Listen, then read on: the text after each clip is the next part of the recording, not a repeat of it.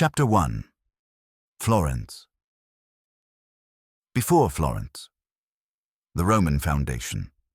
Long before Florence became a symbol of art, beauty, and genius, it was something far more modest and far more strategic. Its story does not begin with painters, poets, or powerful families, but with soldiers, roads, and the disciplined logic of the Roman Empire. To understand Florence, one must first understand why Rome placed a city here at all. In the 1st century BCE, the Roman Republic was expanding aggressively across the Italian peninsula. Northern and central Italy were critical zones, gateways between Rome and the rest of Europe. Control over these regions meant control over trade, armies, and political stability. It was in this context that the Romans founded a settlement they called Florentia around 59 BCE, traditionally during the rule of Julius Caesar. Florentia was not built randomly. The Romans were master planners, and every new colony served a purpose. This settlement sat in the fertile valley of the Arno River, surrounded by gentle hills and protected natural barriers. The land was ideal for agriculture, but more importantly, it lay at a crossroads of key Roman roads, linking Rome to northern Italy and Gaul. Whoever controlled this point could control movement, commerce, and communication. Like many Roman colonies, Florentia began as a military settlement for retired soldiers. These veterans were granted land in exchange for loyalty, ensuring Roman authority remained firm in the region. The city was laid out according to classic Roman design, a grid pattern centered on two main streets, the Cardo, north-south, and Decumanus, east-west. Even today, modern Florence still follows traces of this ancient Roman plan. At the heart of Florentia stood the Forum, the civic and commercial center. This was where citizens gathered to trade, debate, worship, and conduct public life. Surrounding it were temples, administrative buildings, markets, and public spaces that reflected Roman values of order and civic duty. While none of these structures survive intact today, their influence remains embedded in the city's layout and identity. Roman Florence was not large by imperial standards, but it was prosperous. The surrounding countryside produced grain, wine, and olive oil, which flowed through the city and into broader Roman trade networks. Artisans, merchants, and farmers all benefited from the stability Rome imposed. Latin replaced local languages, Roman law replaced tribal customs, and Roman culture slowly reshaped daily life. Religion in Florentia, at first, followed traditional Roman beliefs. Temples were dedicated to Roman gods, and religious rituals were closely tied to civic life. Festivals, sacrifices, and public ceremonies reinforced loyalty to Rome and its divine order. This spiritual framework would later clash, and eventually merge, with Christianity, but for centuries, Roman religion dominated the city's identity. Florentia also benefited from Roman infrastructure. Aqueducts supplied fresh water. Roads connected the city to Pisa, Rome, and beyond. Bridges crossed the Arno, turning the river from a barrier into a commercial asset. These developments transformed Florentia from a military outpost into a functioning urban center. Yet life was not entirely peaceful. While Rome brought stability, it also brought taxation, military obligations, and strict control. Local populations had to adapt to Roman authority, sometimes willingly, sometimes not. Still, compared to the chaos that would follow Rome's collapse, this era represented order, predictability, and growth. By the 3rd and 4th centuries CE, Florentia was fully integrated into the Roman Empire. Christianity began to spread quietly through the city, even as Roman power slowly weakened. Churches appeared alongside temples. Bishops gained influence as imperial officials lost it. Florence was changing, but its Roman foundations remained firm. Then came the decline. As the Western Roman Empire crumbled under pressure from internal corruption, economic strain, and repeated invasions, Florentia faced uncertainty. Trade routes collapsed, central authority weakened. So defenses that once seemed invincible no longer protected the city. Waves of invasions by Goths, Lombards, and other groups swept across Italy, leaving destruction in their wake. Florence suffered, but it did not vanish. This is perhaps the most important legacy of its Roman origins. Survival. The city's strong foundations, physical, economic, and cultural, allowed it to endure when many other settlements disappeared entirely. Roman walls were reused. Roads remained vital. The memory of civic life did not die. By the time Rome's rule faded into history, Florentia had already planted the seeds of something greater. It was no longer just a Roman colony. It was a city with an identity shaped by centuries of discipline, organization, and resilience. The Romans did not know they were laying the groundwork for the Renaissance, and they did not imagine artists, bankers, or revolutions of thought. But by choosing this land, by building with intention and structure, they created the stage upon which Florence's future greatness would unfold. Florence before Florence was not beautiful in the way we imagine it today, but it was strong, and that strength would carry it through collapse, chaos, and rebirth.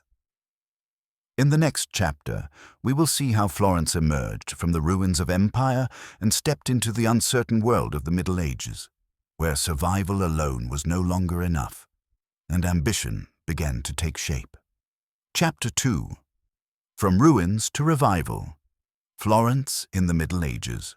When the authority of Rome finally collapsed in Western Europe, it did not end in a single dramatic moment. It faded slowly, through weakened borders, broken trade routes, and cities left to survive on their own. For Florence, the centuries that followed were not glorious.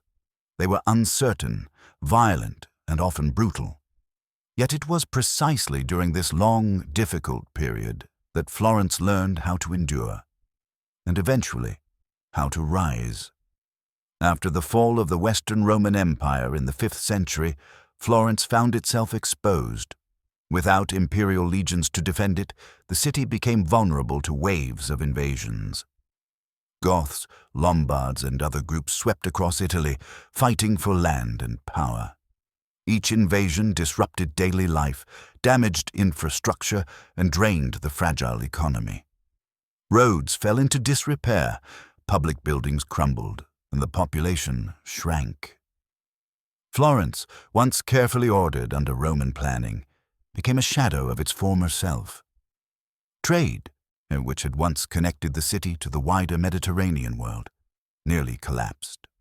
Coins became scarce, markets quieted, and long-distance commerce faded into memory. Life narrowed. People focused on survival, farming nearby land, fortifying what remained of the city walls, and clinging to local networks of protection. The grand Roman vision of urban life was gone. But Florence did not disappear. Unlike many Roman towns that were abandoned entirely, Florence's location once again saved it. The Arno River still flowed, providing water, transportation, and fertile land. Old Roman roads, though damaged, still guided movement. Most importantly, Florence retained a sense of continuity. People stayed. Families adapted. The city endured. As political power fragmented, a new force began to rise. The Church. Christianity, which had quietly grown during the final centuries of Roman rule, now became the central organizing structure of society. Bishops replaced imperial officials as local leaders. Churches became centers not only of worship, but of administration, charity, and stability. In Florence, the bishop gained enormous influence, helping to preserve order in a world where kings and emperors came and went. Religion reshaped the city's identity. Old Roman temples were repurposed or abandoned. New Christian buildings emerged, modest at first, but deeply symbolic. The church offered something Rome no longer could: continuity, meaning, and moral authority. For ordinary people, faith became a refuge in a violent and unpredictable age. By the 9th and 10th centuries, Florence began to recover slowly. Population stabilized. Farming improved. Small-scale trade returned. The city was no longer just surviving, it was adapting. This period marked Florence's transformation from a Roman relic into a medieval city. One of the most important changes was the shift in power away from distant rulers. Florence was technically under the authority of larger political entities, the Holy Roman Empire, local kings, and feudal lords, but in practice, power became increasingly local. Wealthy landowners, church officials, and emerging merchant families began to influence decisions inside the city. Out of this environment grew the communes, self-governing city-states that defined much of medieval Italy. Florence gradually asserted its independence, forming its own councils and institutions. This was a revolutionary idea in a feudal world dominated by kings and nobles. Florence was learning to govern itself. At the same time, the city began to fortify its identity. New walls were constructed. Neighborhoods formed around churches and markets. Craftsmen organized themselves into early associations that protected their trades and shared resources. These groups would later evolve into the powerful guilds that defined Florence's future. The economy, though still limited, diversified. Florence produced wool, leather, and basic manufactured goods. Merchants traveled cautiously but increasingly far, reconnecting the city to regional trade networks. Wealth returned, not in imperial abundance, but steadily and sustainably. Yet the Middle Ages were never peaceful. Florence was constantly threatened by rival cities, feudal lords, and internal conflict. Power struggles erupted between factions loyal to emperors and those loyal to the papacy. Alliances shifted. Violence was common. The city's streets were not only places of commerce, but of confrontation. Despite this instability, Florence grew stronger. Why? Because conflict forced organization. To survive, the city had to improve its defenses, refine its political systems, and mobilize its citizens. Florence did not rely on a king's army, it relied on itself. This culture of civic responsibility, born from necessity, would later become one of Florence's defining traits. By the 11th and 12th centuries, Florence had clearly entered a new phase. It was no longer a struggling post-Roman settlement. It was an ambitious medieval city, conscious of its potential. Its leaders invested in infrastructure, expanded markets, and encouraged trade. And the city's population increased, bringing energy, labor, and new ideas. Most importantly, Florence developed confidence. This confidence did not come from ancient glory, but from hard-earned survival. Florence had lived through collapse. It had adapted to chaos. It had learned that power did not only flow from emperors. It could be built locally, through wealth, cooperation, and discipline. The Middle Ages forged Florence's character. They stripped away Roman luxury and replaced it with resilience. They taught the city how to rebuild, how to organize, and how to compete. Florence emerged from these centuries leaner, tougher, and more determined. By the end of this chapter, Florence stands on the edge of transformation. The foundations are set: self-rule, trade, skilled labor, and civic ambition. And what it lacks, vast wealth and international influence, it will soon acquire. Because in the next phase of its story, Florence will discover something more powerful than armies or crowns. It will discover money. And once Florence learns how to control wealth, banks, and trade, it will no longer be just another medieval city. It will become a force that reshapes Europe itself. In the next chapter, we will see how gold, banking, and ambition turn Florence into one of the richest and most powerful cities of the medieval world. Chapter 3. Gold, Banks, and Power. The Rise of a Merchant City. By the late Middle Ages, Florence stood at a crossroads not of armies or empires, but of opportunity. The city had survived collapse, invasion, and instability. Now it faced a different challenge: how to transform survival into dominance. The answer would not come from kings or castles. It would come from money, and from the people bold enough to reshape how Europe used it. Florence's rise as a merchant city began with trade, but trade alone was not enough. Many Italian cities traded goods. What made Florence different was how it organized, financed, and controlled commerce. The city did not merely move products. It engineered systems that allowed wealth to multiply. At the center of this transformation was wool. Florence became one of Europe's greatest producers of high-quality woolen cloth. Raw wool arrived from England and other regions, was processed by skilled Florentine workers, and then exported across the continent. This industry employed thousands: spinners, dyers, weavers, merchants, and poured enormous wealth into the city. Cloth from Florence became a symbol of quality and status. To manage this growing economy, Florentines formed guilds, powerful associations that regulated trades, protected members, controlled quality, and influenced politics.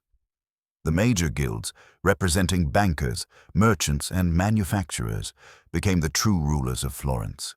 Political power shifted away from nobility and into the hands of businessmen. This was revolutionary. Florence was not ruled by kings, it was ruled by capital. As trade expanded, a new problem emerged: money itself. Medieval Europe relied on inconsistent coinage, risky transport of cash, and unreliable credit. Florence solved this problem in a way that changed history, by inventing modern banking.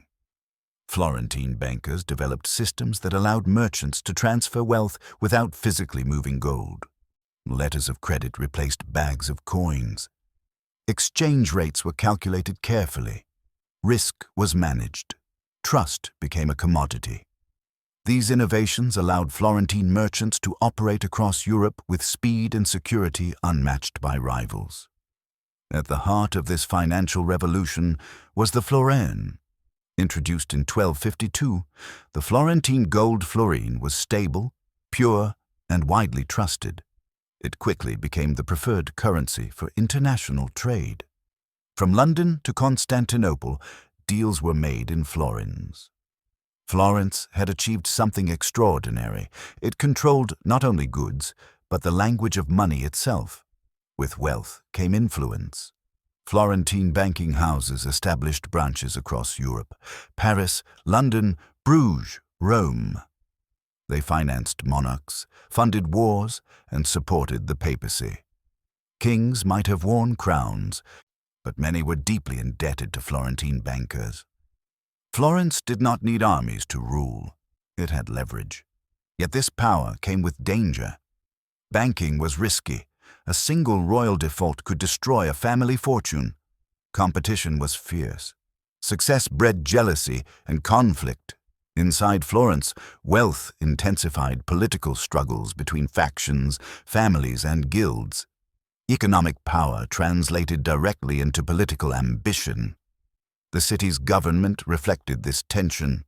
Florence developed a complex republican system designed to prevent any one group from seizing total control. Offices rotated frequently. Power was shared among councils dominated by guild members. In theory, this protected liberty. In practice, it created constant instability. Florence thrived, but it was always on edge. Social divisions sharpened. The wealthy merchant elite enjoyed luxury and influence, while laborers faced harsh conditions. Periodic unrest erupted, reminding the ruling class that prosperity did not guarantee peace. The city's success depended on balance, a balance that was difficult to maintain. Still, Florence surged forward. Its wealth funded construction, education, and public works. New buildings reshaped the skyline. Churches expanded. Markets grew busier. The city became a magnet for talent, traders, thinkers, craftsmen, all drawn by opportunity. Florence was no longer reacting to history. It was driving it. Perhaps most importantly, money changed how Florentines thought. Wealth created independence from feudal hierarchies.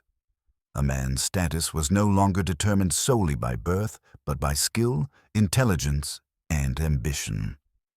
This mindset encouraged innovation. The risk-taking became respectable. Practical knowledge was valued alongside tradition. This cultural shift would have enormous consequences. Florence's bankers and merchants were not just accumulating wealth.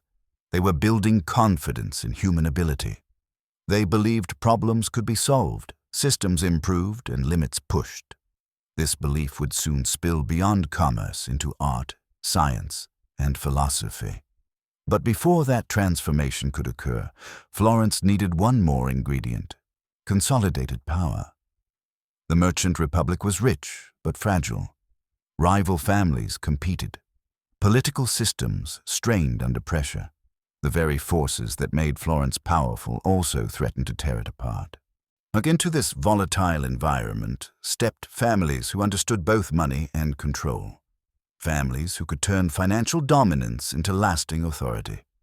Among them, one name would rise above all others: the Medici. By the end of this chapter, Florence stands unmatched in wealth and influence, but dangerously divided. Gold flows through its streets. Banks shape the fate of kings. Trade connects it to the world. Yet beneath the prosperity lies instability, ambition, and the question of who truly rules the city. In the next chapter, we will see how one family mastered Florence's financial system, manipulated its politics, and transformed a merchant republic into their personal domain without ever wearing a crown. Florence has learned how to create power. Now it must learn who controls it. Chapter 4: The Medici Effect: How One Family Ruled Florence. If wealth built Florence, then power reshaped it. And no one understood this truth better than the Medici family. Their story is not one of crowns or thrones, but of subtle control, financial mastery, and political intelligence. The Medici did not conquer Florence by force. They absorbed it, quietly and completely. The Medici began like many other Florentine families, merchants and bankers navigating the competitive world of late medieval finance. There was nothing royal about them, no ancient noble bloodline, no official claim to rule. What they possessed instead was something far more effective: money combined with patience. By the early 15th century, the Medici Bank had become the most powerful financial institution in Europe. With branches across major cities, the family controlled enormous flows of capital. They financed trade, governments, and, most importantly, the papacy. This relationship gave the Medici influence that reached far beyond Florence's walls. Yet Florence itself remained a republic, fiercely protective of its independence. Open tyranny would not be tolerated. The Medici understood this.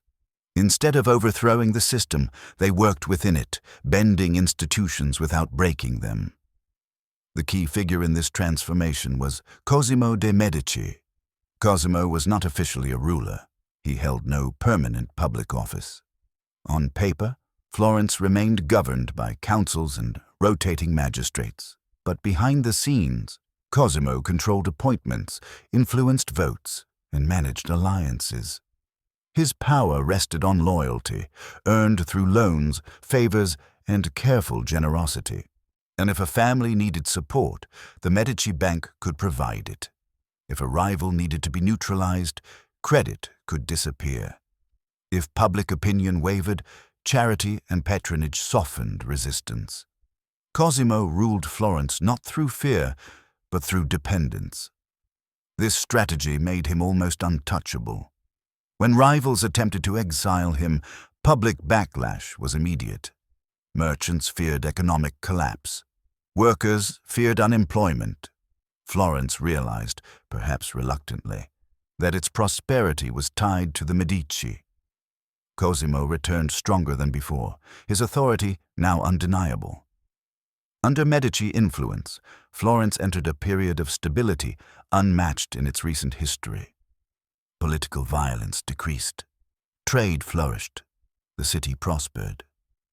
For many Florentines, this was proof enough that Medici leadership, official or not, was worth accepting. But stability came at a cost. Republican ideals slowly eroded. Political participation narrowed. Decisions increasingly favored Medici interests and their allies. Florence remained free in name, but direction flowed from one family. The Medici were not blind to this tension. To legitimize their dominance, they invested heavily in culture and public life. They sponsored festivals, funded churches, supported charities, and beautified the city. These acts were not purely generosity, they were political tools. Art became propaganda. By supporting artists, architects, and scholars, the Medici linked their name to Florence's greatness. The city's success became inseparable from the family's image.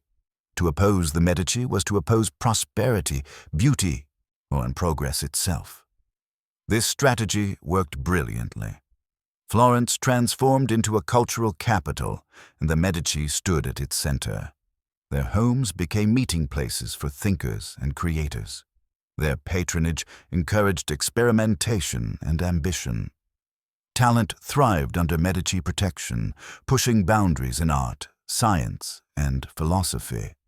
Yet not everyone approved. Opposition simmered beneath the surface.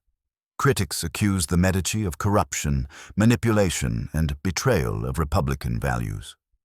Preachers warned against moral decay, fueled by wealth and luxury. Periodically, resentment erupted into open conflict. One of the most dramatic moments came with internal conspiracies and violent backlash, reminding Florence that Medici control was never fully secure. The family survived assassination attempts, exiles, and revolts, not through brute force, but through alliances, public support, and strategic retreat when necessary. The Medici understood timing. When pressure grew too intense, they stepped back. When the city faltered without them, they returned. This rhythm reinforced a powerful message. Florence functioned best under Medici guidance. Over generations, the family refined this model. Power passed quietly from one Medici to another, often disguised as civic duty rather than domination. Florence became accustomed to Medici leadership, even as it pretended to preserve Republican freedom. This balance between appearance and reality defined the Medici effect. They ruled without ruling. They governed without crowns. They shaped history without declaring it. But their greatest legacy extended beyond politics. By protecting thinkers and encouraging innovation, the Medici accelerated a cultural transformation already stirring within Florence. Wealth met creativity. Ambition met opportunity. Human potential was celebrated, studied, and expanded. The city's intellectual climate shifted dramatically. Florence was no longer just rich. It was awakening. The Medici did not invent this awakening, but they enabled it. They provided the stability, resources, and confidence necessary for something extraordinary to emerge. Their influence created an environment where ideas mattered, beauty mattered, and human achievement mattered. Yet this golden age carried contradictions. Freedom thrived under quiet control. Creativity flourished within managed power. Florence's brilliance was inseparable from Medici dominance. By the end of this chapter, Florence stands transformed. The merchant republic has evolved into a city guided by one family's vision. Political power, economic strength, and cultural ambition are now tightly intertwined. The Medici have mastered Florence, and in doing so, they have set the stage for a revolution that will not be fought with swords or armies, but with brushes, stone, ideas, and thought itself. In the next chapter, Florence will step onto the world stage as the birthplace of something that reshaped human history forever. The Renaissance has arrived. Chapter 5. The Renaissance city that changed the world. By the late 14th and early 15th centuries, something extraordinary was happening in Florence, something that went far beyond wealth, politics, or family rule. The city was experiencing a fundamental shift in how people understood the world and themselves. This shift would later be called the Renaissance, and although it would spread across Europe, its heart began in Florence.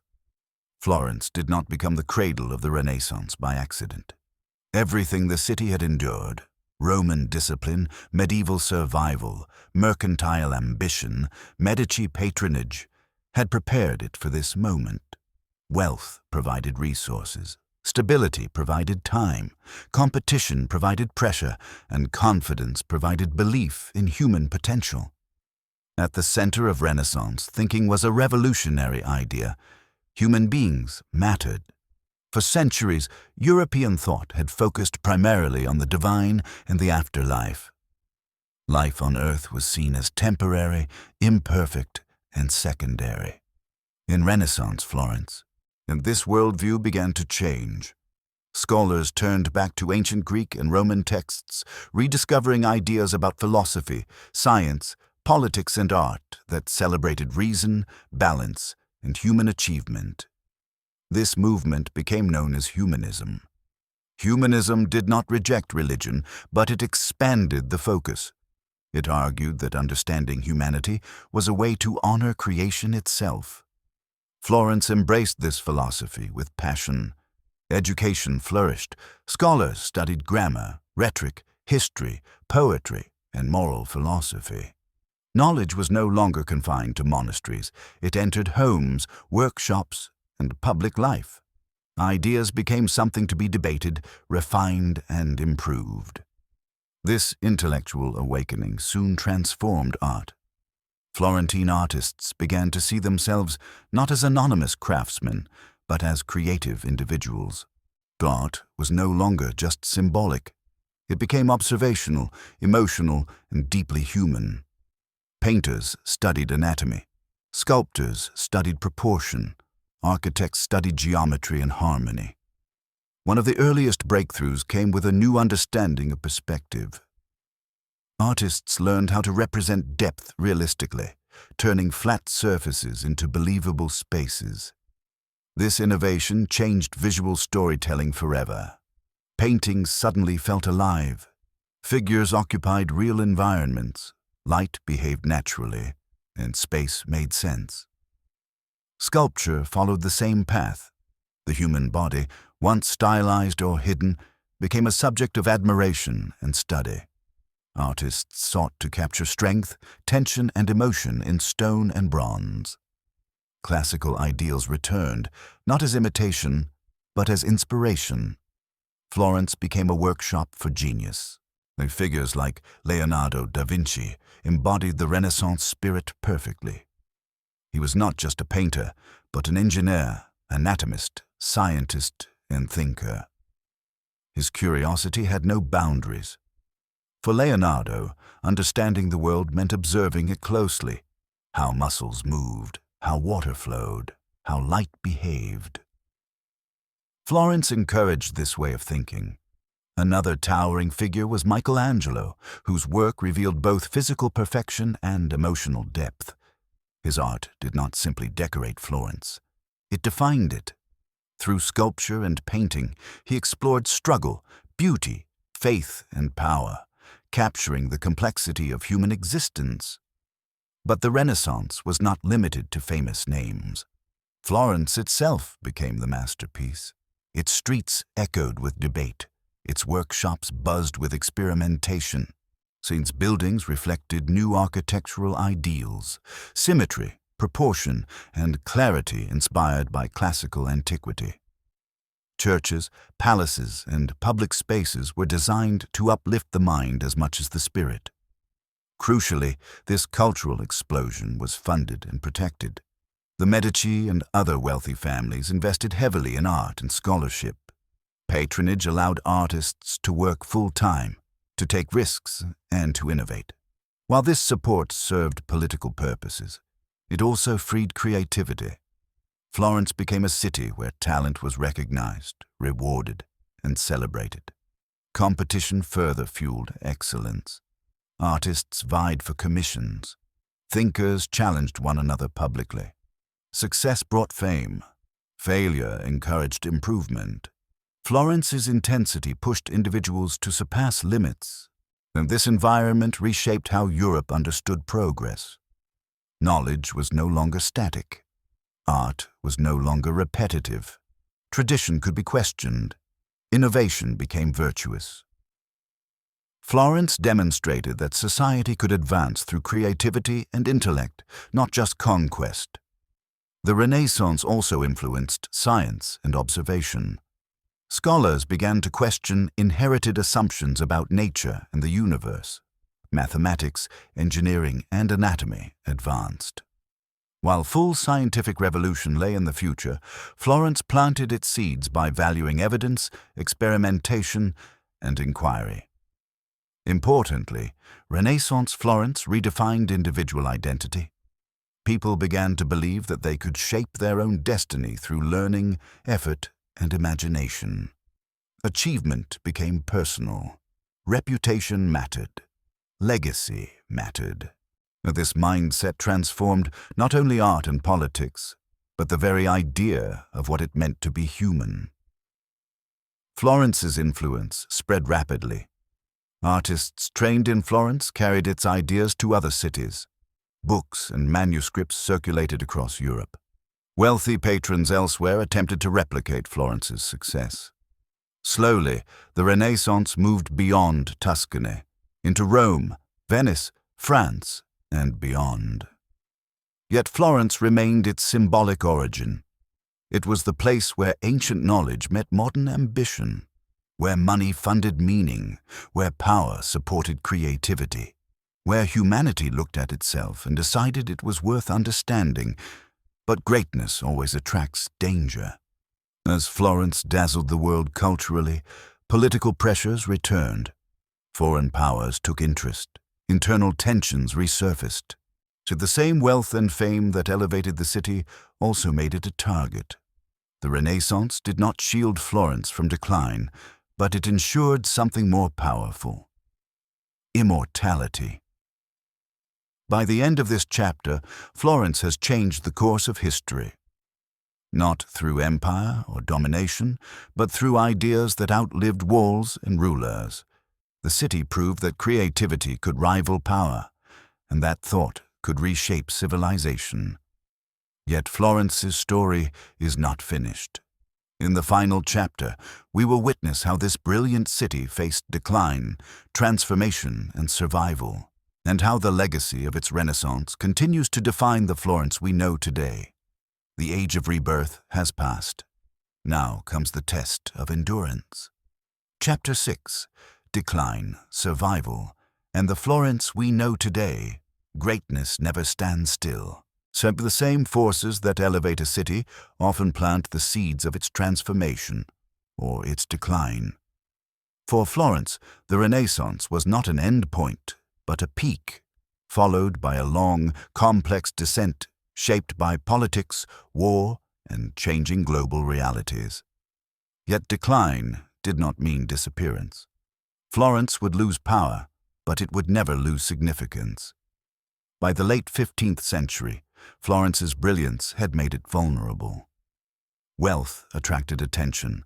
Cultural dominance provoked envy.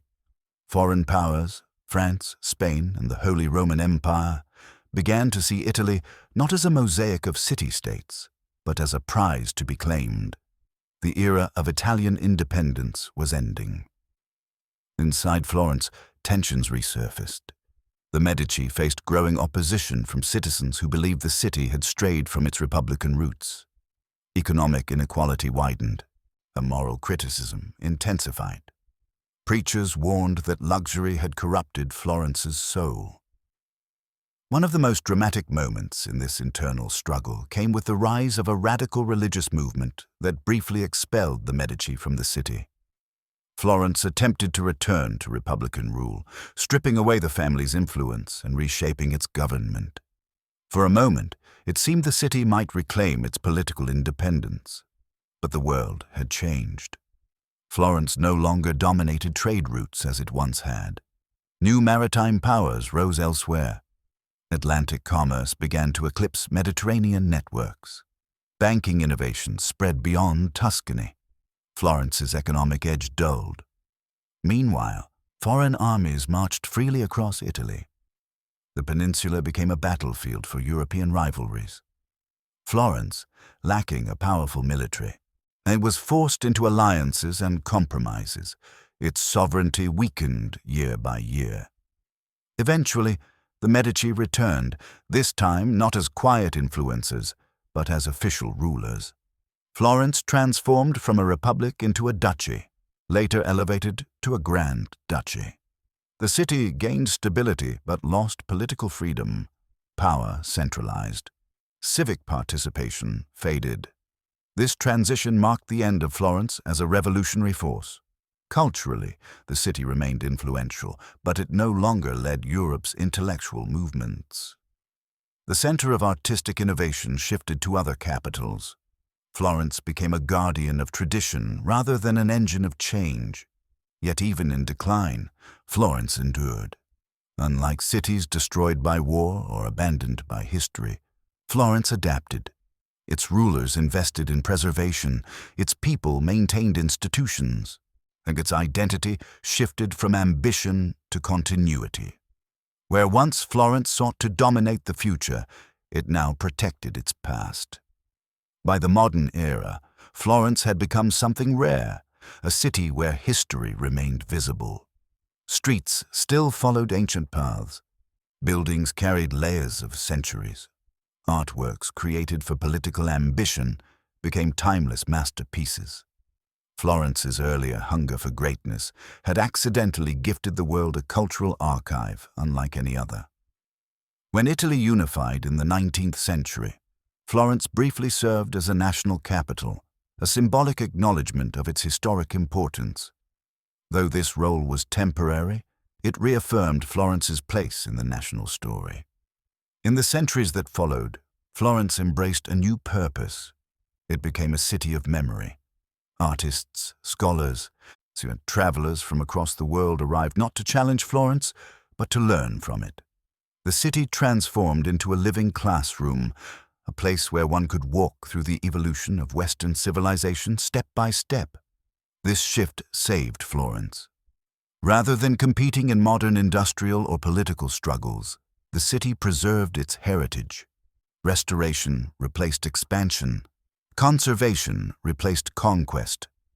Florence learned that survival sometimes meant knowing when not to change. Today, Florence stands as a bridge between eras. It is not the richest city, nor the most powerful, but its influence far outweighs its size.